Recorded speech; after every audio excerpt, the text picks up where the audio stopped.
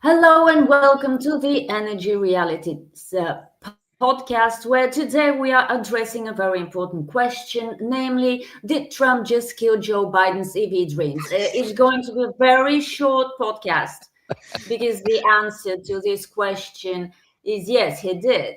But he did more than that, and we're here to discuss this with Tammy Nemeth, who just disappeared, so I'll present her later. David Blackmon in Texas. How are you today, David? Oh, I'm just so happy I can hardly stand it. It's just a beautiful day in Texas and a beautiful day in America. This is great. Are you in a Christmas mood already? I Or am. is We it got too all late? our decorations up yesterday. I'm about to upload a fake background photo reflecting that. It won't really be my living room, but we got it all done. It only took about 3 hours, and then I had to go take a nap, so it was all great. It could be exhausting. Oh, here's Tammy. Hello, Tammy. How are you today? Hi, everybody. I'm doing well, thank you. It's a rainy day in Britain. We're still waiting for snow. No, say Amazing. it's not so. It's raining and cloudy and foggy and nasty in Britain. It's not nasty. Yeah, pretty much. But that's okay because Ed Miliband today is going to be fast tracking a bunch of solar installations across the country. So hey, Yay! Great. Tammy, is this before or after he flies to Brazil twice to attend the same meeting? I'm just checking. I know, but we all got to do our part. Yeah. Sacrifices need to be made. I mean, Yes. it's a very long flight from the UK to Brazil. Yeah, for sure. Show some consideration. And we've got Stu Turley. Where are you today, Stu? I'm in Texas. You got to love a good Texas place. I can throw a rock and hit the Stargate data center. That is a big cotton picking data center, even by my standards. Wow. But is your electricity supply stable? Yeah, For the moment. for the moment. But the cool thing about that data center is they've got behind the meter power going in, so it is all natural gas behind the power meter, so it is not going to be affecting the thing. The funny thing is Abilene, Texas is growing like I haven't seen in 30 years. It's Yeah. pretty crazy. So it's amazing what a ginormous, gigantic data center does to an economy. Yeah, it's the next boom town. That's interesting. So, about EVs. What's happening with EVs in America, David? Oh, it's just so glorious. Where do I begin? You could see all this coming as soon as Trump won the election. You knew he was going to move in this direction. He killed California's EV mandate, Gavin Newsom's pet project, in June by rescinding their exemption under the Clean Air Act. And so Newsom's EV dreams went up in smoke. And then last week, the president moved to destroy Joe Biden's EV dreams by rescinding the CAFE standards Biden had sought to implement during his administration in 2022. He raised the average fleet auto mileage to 49.4 miles per 49 miles per gallon, which was impossible to achieve without converting most of the fleet to electric vehicles. And then they raised it last year to 50.4 miles per gallon, which was even more impossible to achieve. And so the whole impetus behind that was to force car makers to invest billions of dollars in new plant and equipment to make electric vehicles and introduce all these new electric models, which aren't selling, which nobody wants to buy. Well, not nobody, but only a small segment of society, less than 20% of Americans really want to buy an electric vehicle. And the reasons are obvious. They have the same limitations in technology and concerns to consumers that they had 130 years ago when they were first introduced.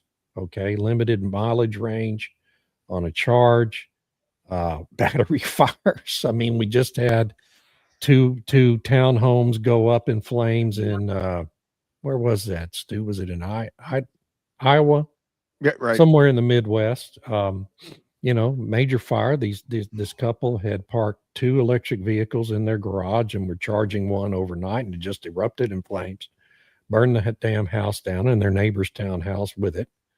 And so I mean, consumers can't afford the cost of insurance, not just for their cars, but for their homes.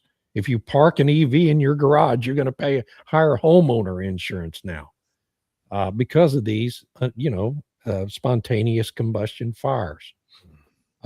So anyway, we repealed the $7,500 per unit subsidy under the IRA and the One Big Beautiful Bill Act. That went into effect at the end of September, and in October and November, sales of electric vehicles completely cratered in the United States, which was the most predictable outcome on the face of the earth. Because without that $7,500 per unit subsidy, they are simply not competitive in the market.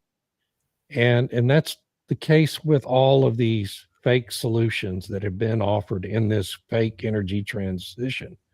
None of them can be sustained without constantly increasing, not just sustaining government subsidies, but the subsidies have to continuously increase to keep competitive in the marketplace with traditional forms of energy. And electric vehicles are the least sustainable among all of them. And so, what we're seeing now is Ford is about to cancel the production of the F-150 Lightning. They've already severely cut back on their factories making those cars. Stellantis canceled plans to introduce a full-size pickup in September because they decided it just wasn't marketable. The Cybertruck introduced by Elon Musk, the weird-looking DeLorean mock contraption that Tesla rolled out, we had fairly strong sales, as again was entirely predictable, and then it crashed. Nobody wants to buy those damn things either because they're stupid looking and they're too costly. And all the other limiters that are endemic in electric vehicles. So I suspect within the next couple of years, almost every pure play electric vehicle company in America is going to be bankrupt, except for Tesla, because Tesla's just got such a head start on everyone in that part of the market. And that Ford and General Motors are going to dramatically cut back as well. And, that's the right thing because they're not competitive in the market. They're not a real solution. They're not sustainable. And it's just all a big scam. And it's time to admit that and go back to making cars people want to buy. Thank you. The great thing is that Trump kind of acted preemptively by removing the subsidies because everyone could have guessed what would happen. As you said, because we saw it in Germany. Germany tried to phase out subsidies for electric vehicles a couple of years ago. Was it last year? Anyway, but it tried, and sales immediately plummeted. Of course. So they said, oh, okay, we'll bring back the subsidies. So unlike the US, where you have Trump, we will have to wait for the governments to go bankrupt to stop subsidizing EVs. Yeah. And even in Europe, with all these subsidies for EVs and all the other incentives, even in Europe, car makers are finding it hard to sell their EVs. So they're asking for a reconsideration of the ban, the 2035 ban on internal combustion engines. But of course, the UK is more fascinating because on the one hand, I understand the Chancellor wants to tax EVs per mile or something, but she was also, did they approve it, Tammy, this package of, was it £2 billion or 1 billion something pounds to subsidize more EV sales? I'm not sure. There was so much in that budget. I haven't finished really unpacking it. I mean, it's insane. But with respect to they have the mandate, right? So a certain percentage of new vehicles must be electric, that must be sold in the UK. And if the manufacturers don't meet those targets, they have to pay a fine, and it's significant, right? And so they were like, "Oh, how are we going to do this?" So then the government had different subsidies, and they were trying to do kind of like what Norway did, where they made it really expensive to have an internal combustion engine vehicle. So they were offering these inducements like you didn't have to pay this kind of road tax, or you didn't have to have an MOT, which is like you have to get it checked out by the government every year. You get a 3-year limit where you don't have to go in. You were exempt from the different ultra low emission zone charges. You were exempt from all these different things, right? So it was like, oh, well, I get a subsidy. I get discounts on all these different things. You wouldn't need to pay road tax or whatever it was for until you sold the vehicle down the road. So you were able to kick that can down the road, so to speak. But in this budget, they realized, oh crap, if we have all these EVs getting all these exemptions, who's going to pay to upkeep the roads? Because the EVs wear the roads down quicker. And right now, there's a fuel tax, and that fuel tax goes towards road maintenance like it does in North America and the European Union. And so if the EVs aren't buying gas, and the gas has the road tax, and they don't have to pay this other road tax, they're like, well, how are we going to get money to maintain the roads? So then they came up with this brilliant plan to charge by the mile. And so then they're going to require the EV owners to take their car in to the garage to have the odometer certified of how many miles they've driven in a year, and then they will be taxed accordingly. And then they've added this thing where, well, you can just wait 3 years and then pay the full cost in 3 years instead of taking your car in once a year, because they have this exemption from going in to the garage for certification. So they just made it really complicated. And then it was like, well, if I'm driving abroad, I too have to, it doesn't, you'd still end up having to pay this per mile thing, because it's not like you're saying, well, I drove 2,000 miles in the EU. I shouldn't have to pay this tax because I was in the EU or whatever, but it's a flat for however much you drive your car. So that's the craziness that the UK is doing. And the thing is, people, you can get in, it's like a bait and switch, right? So they persuade people to buy the EVs, saying that it'll be this much less operating a vehicle than an internal combustion engine vehicle, and you'll get all these discounts, et cetera, et cetera. But what happens when all the ICE vehicles are off the road? You still have to make up for these different costs, road maintenance and all that. So that now they're starting to roll in these costs, which add on to the price of EVs. But what I think is so interesting in the context of North America, so we have America doing its thing, which is having a ripple effect in Canada, because Canada has given a lot of money to whether it's battery manufacturers or the big like Stellantis and Ford and GM or whoever, and Volkswagen and these different groups were getting government subsidies in order to produce EVs. And they were using the Inflation Reduction Act as leverage in Canada to say, look, the IRA is giving us all this money to retool our factories. What are you going to do for us today? So then Canada had to increase how much money it would offer to sweeten the pot, sweeten the deal. And so now the companies are like, well, where's the market for this? Who's going to buy these? Because the whole point was that they would make them in Canada and sell them in both the US and Canada. But with the tariff situation, and Americans don't want to buy them, Canada's still, it's suspended its EV mandate, but by a year. So they're trying to wait and see what's going to happen in the United States. But it's like nobody in Canada wants to buy these unless they get lots of subsidies or they live in the green belt of Vancouver or Toronto or something.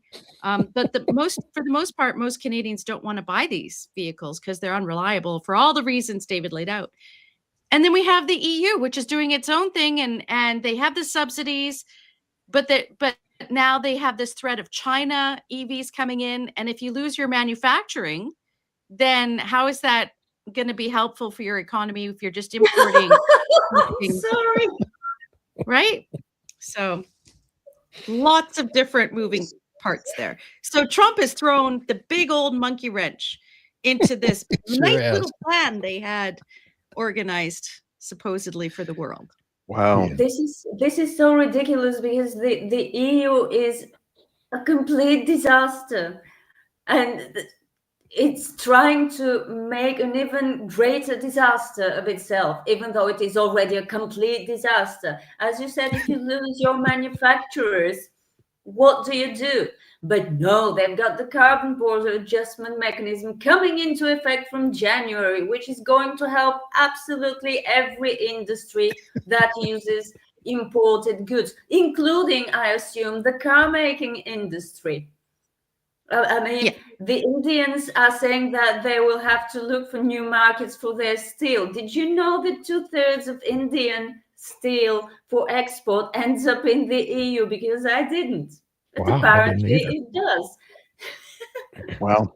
Yeah. And India is the second biggest steel producer in the world after China. So that's going to go very well for European industries. Wow. Stu, when are you buying a Ford F-150? I'm looking at getting a 350 just because I can. But let me start with I had a 250 and I had 260,000 miles on it before a rat got into the engine. Otherwise, I'd still be driving it. But let's start with Rodney. I think a Democrat got in my truck, but let's just leave that alone. Rodney McGinnis, if we succeed at waking the majority of society that the science was grossly wrong on greenhouse gases and they convert to climate realist, I wonder what percentage of people would still want an EV. Rodney, outstanding. I love your sense of humor. Rock on. Rock on. Well, there will always be that 5% or something. Yeah. Who want to it's like psychopaths. Psychopaths are a constant percentage of society. Let me add this. People are psychopaths. Let me add this for my aging in-laws.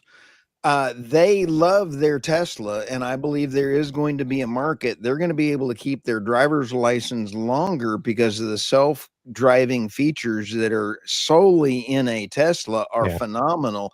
Because this is me riding with my father-in-law. I don't want to be in the car with that man because he can't drive. But behind a Tesla, I'll ride in that bad dog. But let's take a look at what Rodney was talking about, and that's CO2.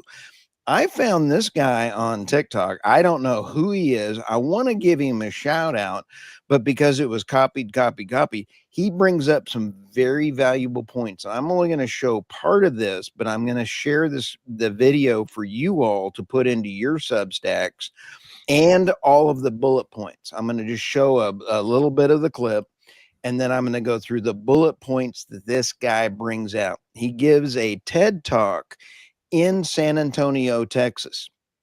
Here we go. The showroom, having generated about 12 tons of CO2. And you can see you'd have to drive it around 80 or 90,000 miles before you offset that CO2 penalty. But it is better in the end. So the electric vehicle still looks good here as well, right? Well, this is where it gets interesting. You see, the conventional vehicle has a 400-mile range, while the electric vehicle in this example has a 125-mile range.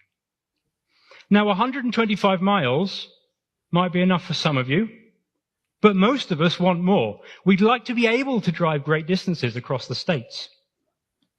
Or if you're here in Texas, you might just want to get to the next city. So really, we need to be comparing a 400-mile range electric vehicle. And as you may have guessed, a longer range requires a larger battery, which means a larger CO2 penalty. And now you start to see the problem. Over its expected lifetime, it has emitted more CO2 than the conventional vehicle. It has contributed more to climate change than the conventional vehicle, and that is the crux of the problem. It has produced more CO2, but we've measured none. And so society is happy to continue to call these zero emissions. But that is dangerous and unproductive. So this cat is very cool. I got to find out who he is and invite him on the podcast because I thought it was pretty neat. So I want to give him a shout out to Mr. I don't know who you are, but his key bullet points that I was typing up this morning. The average age of a vehicle before it gets scrapped in the U.S. is around 180,000. A conventional vehicle produces about 30 tons of CO2 over its lifetime, which is one COP 30 trip for Ed Miliband. But when you take a look at electric vehicle, produces less CO2 than a conventional. Some of the electricity from renewable sources and the electric motor is efficient. And so let me come down here to the last part.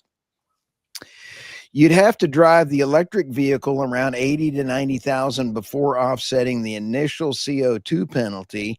The conventional vehicle has a 400-mile range, while the example electric vehicle only has 125. To match the 400-mile range, the electric vehicle, we need a larger battery, which increases its CO2 footprint over the lifetime compared to the conventional battery. And nobody's talking about what David brought up earlier is the increased homeowner insurance in EVs in the United States is doubling. And then you have what is the reclamation for that battery at the end of life of that thing.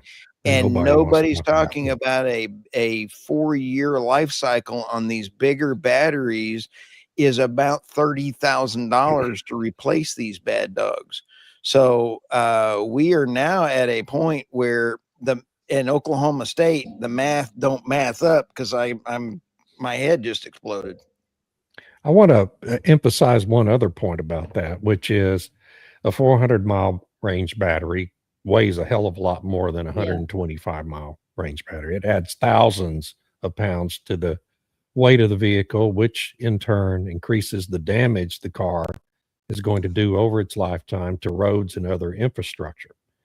And the cost of rebuilding and reinforcing the infrastructure is trillions of dollars to the society in the United States. And it's going to add trillions of dollars to the cost of maintaining and repairing roads in our country. So that's another severe cost of these things that no one wants to talk about and account for. Can I add one point David? Mm-hmm. California has actually been using a lot of coal for, are you ready?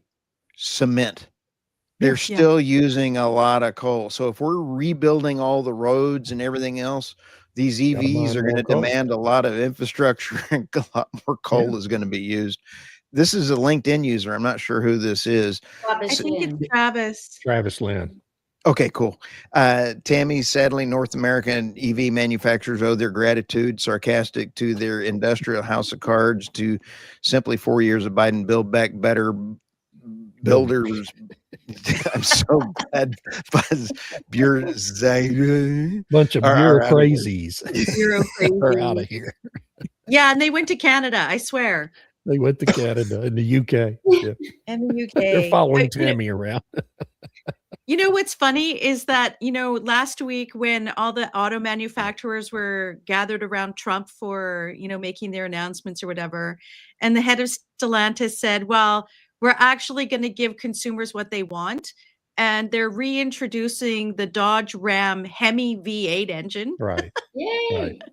Yay. Because all the guys are like, yeah, we want this kind of truck. And they're going to bring in I think there was comments that they're going to bring in the Toyota Hilux, which is the bare bones one that doesn't have a whole lot of electronics in it and stuff.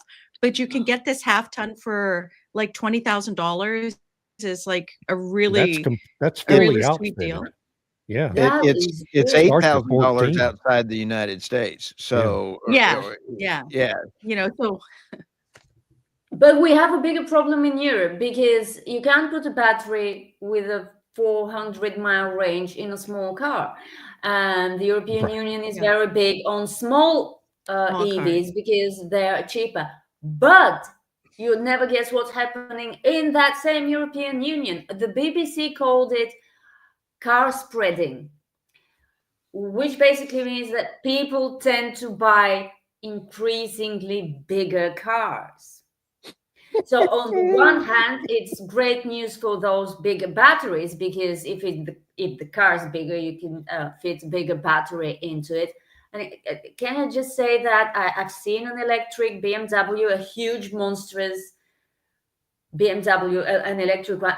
It's disgusting. It's Yeah. really big. It looks extremely heavy, and it looks like a more dangerous car than an internal combustion version of that same sort of BMW or whatever, really, because they're heavier. They Yeah. would do more damage not just to the road but to pedestrians if they Right. hit one. So the EU wants to put us all in small cars. I already have a small car and I love it. But it wants to put everyone in small electric cars, which you can't fit with a huge battery. It just won't work. And Europeans are buying bigger cars. Discuss. Especially the Ukrainian folks. I just saw one of the Trump boys interviewed, and he said that he went to Monaco, and there were a lot of Bugattis and a lot of big cars with Ukrainian license plates that were That's where your big. money is going. Yeah.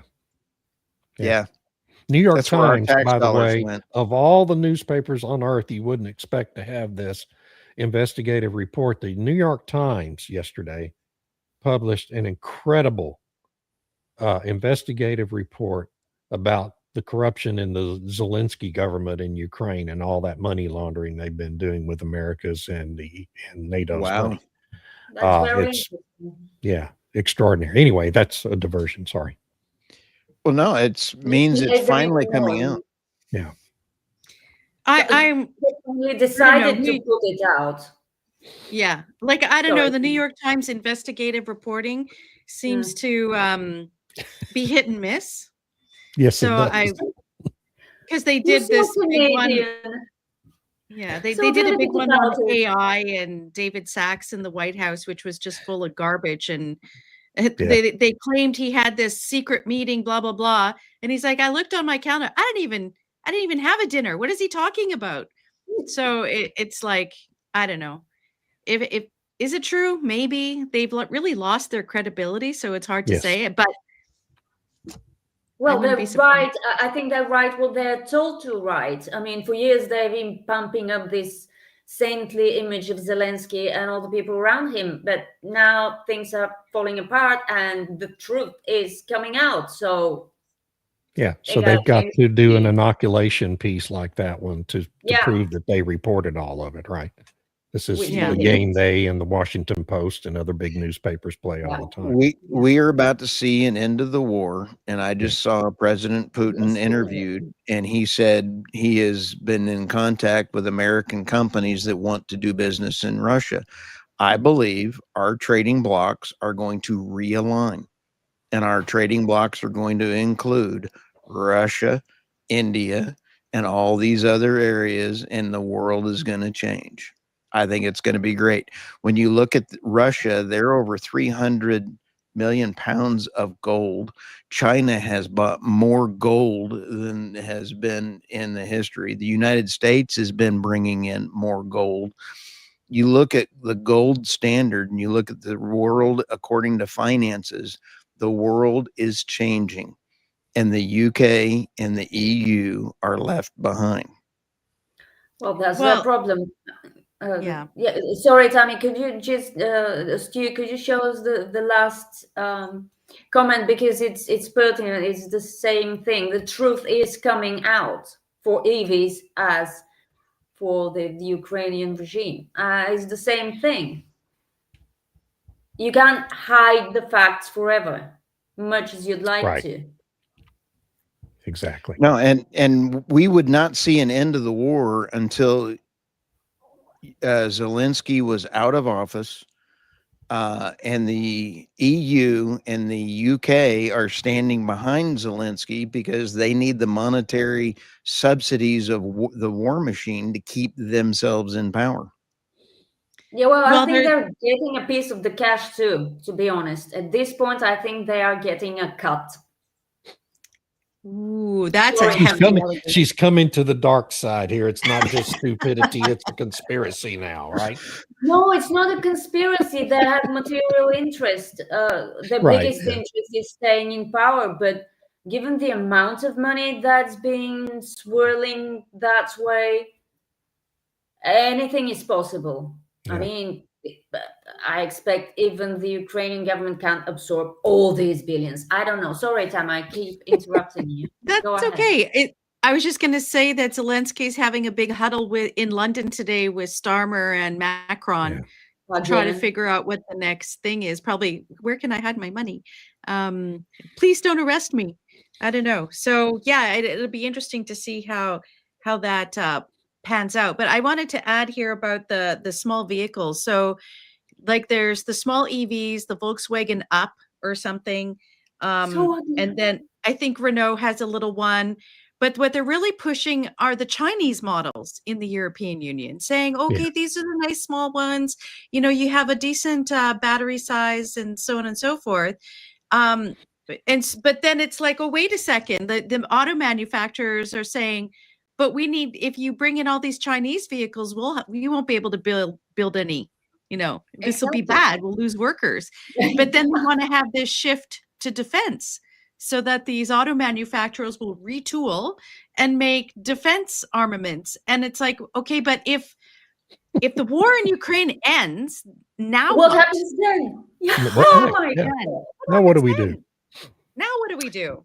So Let they me- really need this war, but it's not going to happen because you Can- need two sides to have a war. And Can if I one ask side this? doesn't care about you, Tammy, Tammy and Irina, I really want to ask this one because I noticed that there is a couple stories out there about the United States. President Trump is expecting that NATO pick up more of their responsibilities for their own defense, and the U.S. is reducing the amount of military. We're reducing our involvement in the European Union, and I think that that's a great thing. So too. the deindustrialization of net zero has taken its toll on the manufacturing ability of the EU to be able to defend themselves. Absolutely. Absolutely. And so you have to ask yourself why? Why did they allow that to happen in the European Union and in Canada? And it was that whole kind of idea that we're going to switch over to be a service economy. Well, I remember they were talking about that when NAFTA was signed, when they were doing all the sort of expansion of globalization, and the UK and Canada and European Union were going to be this the service economy. I'm like, well, if you're a service economy, where are you getting your stuff? Who's producing your stuff? And if you're reliant on if you're reliant on some other region or country to produce the things you need in order to defend yourself, it was like this really bizarre idea that there was never ever going to be war again, and that there was no need to have your own pharmaceuticals. There was no need to have your own stockpiles of critical minerals and resources. It was like, we're all going to share and sing kumbaya and everything will be great. And it's like total disconnect from human nature, like as if somehow we've gone beyond our human nature, which wasn't the case at all. And so is it a case of too rosy a view of humanity, or was it something incompetence? Was it, more malevolent or malicious? I don't know. But, if I could just quickly bring in here, and I know this is a little bit away from our EV topic, but Trump released the national security strategy. And on page 14, where I thought was just brilliant, because it kind of feeds into what we're talking about here. If I can just find it on my screen, where it said that the U.S. rejects net zero, because where is it? Yeah, we reject the disastrous climate change and net zero ideologies that have so greatly harmed Europe, threaten the United States, and subsidize our adversaries. Now, there's a clear delineation and statement that their adversary is in Asia, right? And I think that throws the gauntlet down to say that net zero is just it weakens societies. So I love Rodney. Yeah. So The genius is that the Rodney- EU might pass a law that wars have to be fought in small EVs on the battlefield. Then they'll have the best of both worlds. War Can and you EV. imagine SEAL Team 6 driving a bunch of small EVs trying to do a rat patrol raid? No. they were looking to electrify the tanks and the Yeah. vehicles, and Make NATO them had solar done these powered. studies. Yeah. Right. So he's not far off. I mean, they were He's trying to not. do it, and with the Biden auto pen, they were well on their way. So, and then reality hit, I guess, or whatever. Okay, story time. Story time. Why not? All right. First up. Oh my God.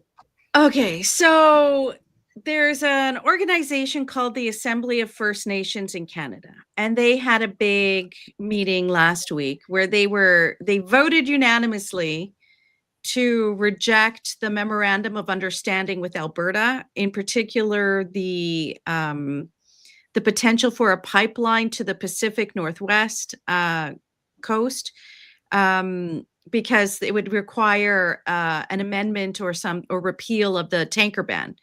And people seem to not realize that there's lots of oil tankers that actually traverse that area from Alaska that goes down. But apparently, if it originates in Canada, then it's a disaster. But if it's coming from elsewhere, it's no problem. And so what I always find so interesting with these kinds of statements, so you have the head of the Assembly of First Nations.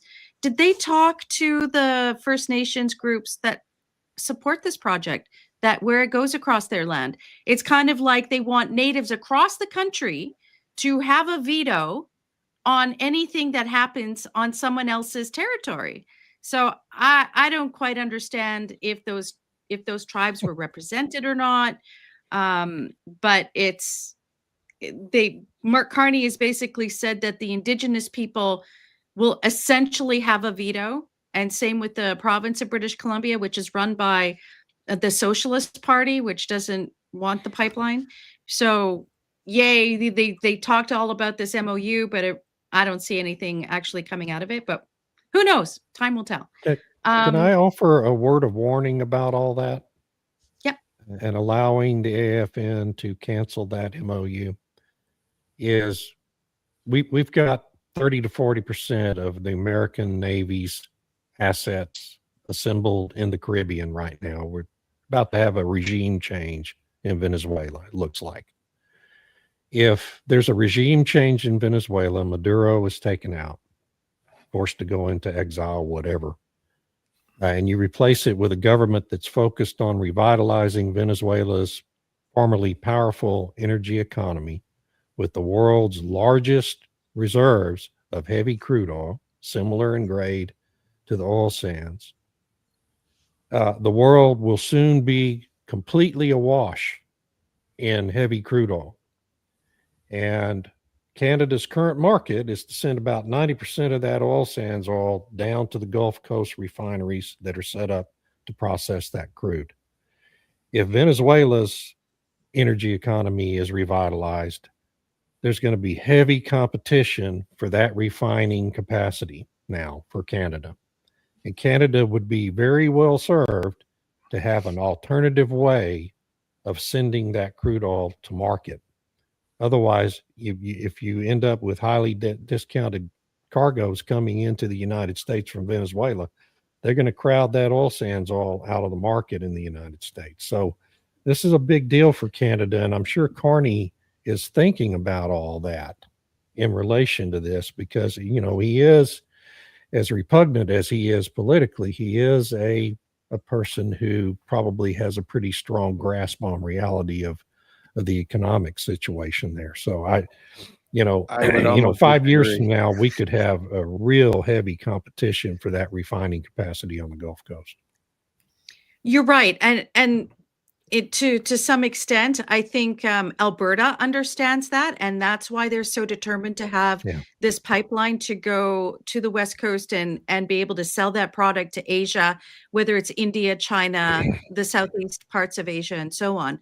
Carney, I don't know if he sees it that way. I think he sees it more as a means of, honestly, I think he knew that the natives would take this position. And Sure. so what he ended up getting in that MOU was Alberta to commit to an increase in the carbon tax, in the industrial carbon tax, which then makes Alberta oil uncompetitive, which means then you can phase it out. And that's, if you read his book and if he's true to his values, because he keeps talking about how values are so important, he wants to phase out the production of oil in Canada. So and he sees it as a gradual decline so that it doesn't crash investment portfolios like what he holds. So I don't know. On the one hand, I think there's a possibility that Alberta definitely sees it. I just don't know. I can't believe Mark Tammy? Carney's there yet, but No, maybe. May I throw this squirrel into this ugly baby mix? And that is Gavin Newsom's war on oil is very much like Carney's. And when you take a look, he has won that war. The oil and gas industry in California is dead. Yeah. The main pipeline is closing this month. And with that pipeline closing this month, you're going to have to put on trucks all of the oil that's produced internally. Well, they're importing now 70% of their oil in California.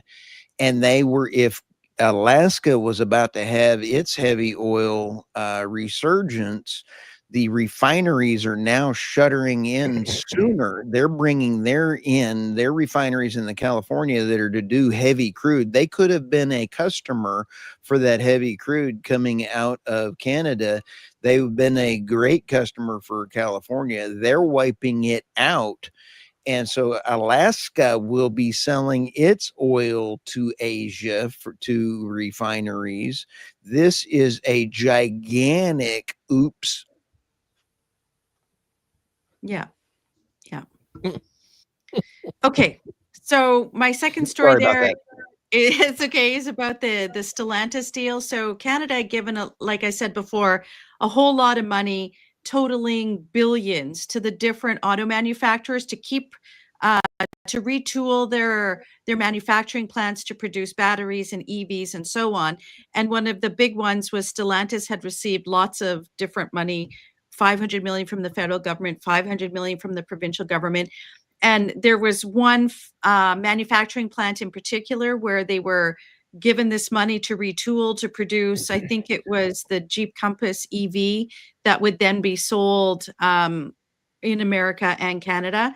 And so they originally said, well, we're just going, we don't really have a market for it yet, so we're just going to put it on hold. So they didn't say they canceled it. They're just going to put it on hold. And you see that for a lot of the different so-called investments in Canada, where they've put it on hold rather than say we're canceling it altogether. A few have canceled, like Northvolt and whatever.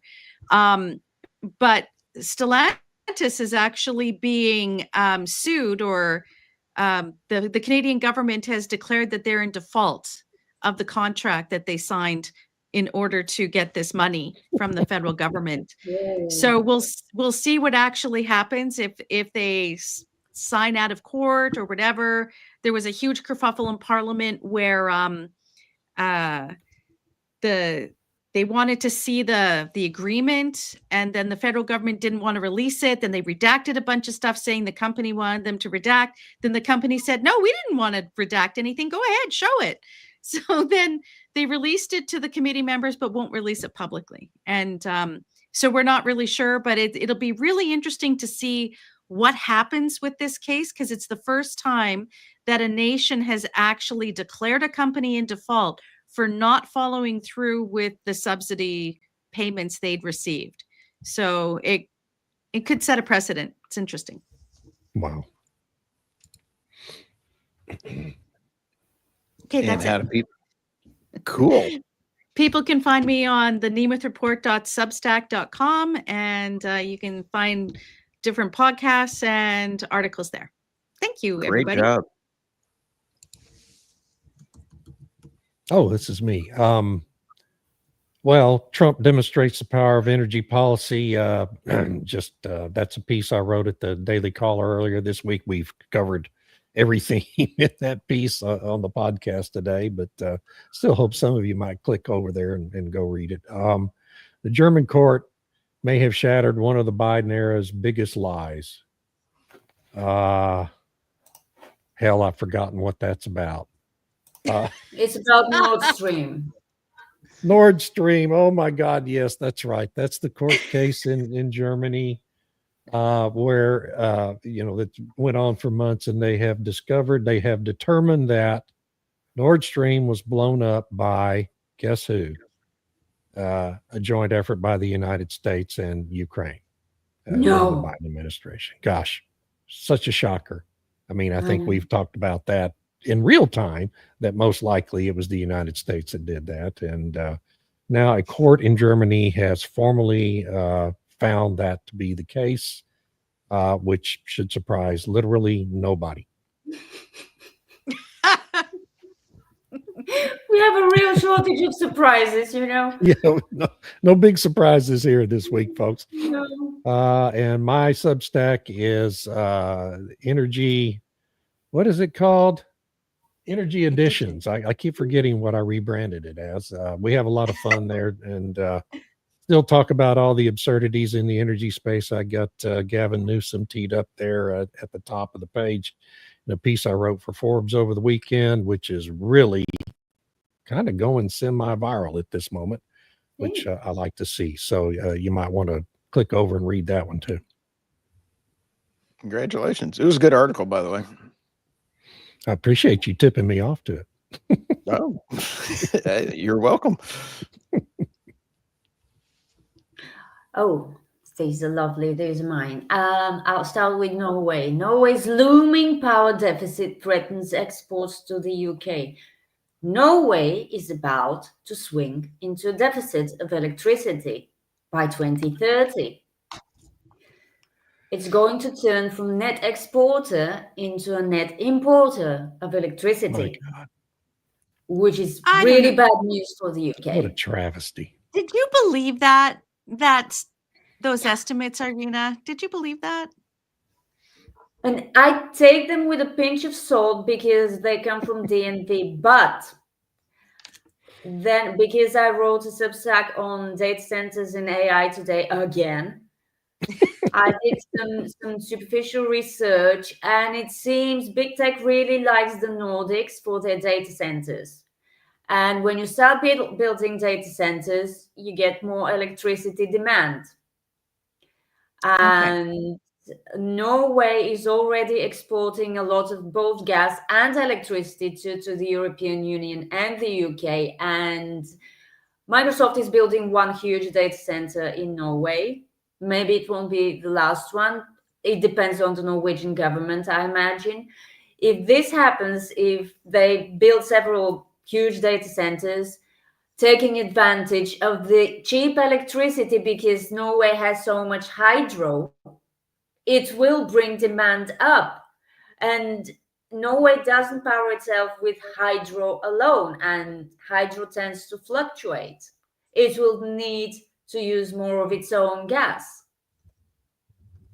So yeah, I think exports will be impacted. I'm not sure about the deficit, but the very possibility, however remote it may be, that Norway, this major exporter, could end up like Australia, which is exactly what happened with Australia. It exports, it's one of the top 3 exporters of liquefied natural gas, and it's now preparing to start importing liquefied natural gas. So if it's happened once, I would not put it past green ideologues to make it happen again in Norway. Although I hope it doesn't happen.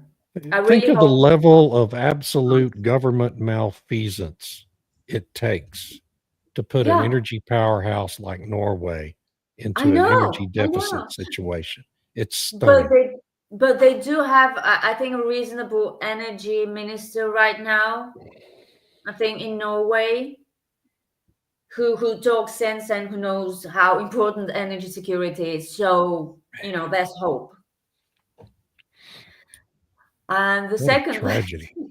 is really sweet. I mean, this guy that the EU has as climate commissioner, he's so into the ideology. He is incapable of thinking about the consequences of his and his system's actions. So apparently Wopke Hoekstra is angry with China, India and Saudi Arabia because they don't like the carbon border adjustment mechanism, which is another shocker in a podcast full of shocking revelations. But he says, essentially, he gave an interview to the Financial Times, and he said basically they'll have to lie down and take it, which is not going to happen. As I mentioned, the Indian steel exporters are looking for new markets.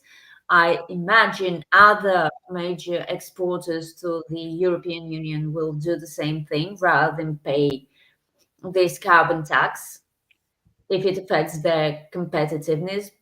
But sure, yeah, they'll just go lie down and take it because it Well, makes all in the world to tax all the exporters to the European Union. Just to level the field a bit for European producers. And if the fertilizer industry is any indication, it's not going to work as expected because European fertilizer makers have been waging a campaign against Russian imports into the EU for years, since Yeah. 2022. The EU has not sanctioned Russian fertilizers.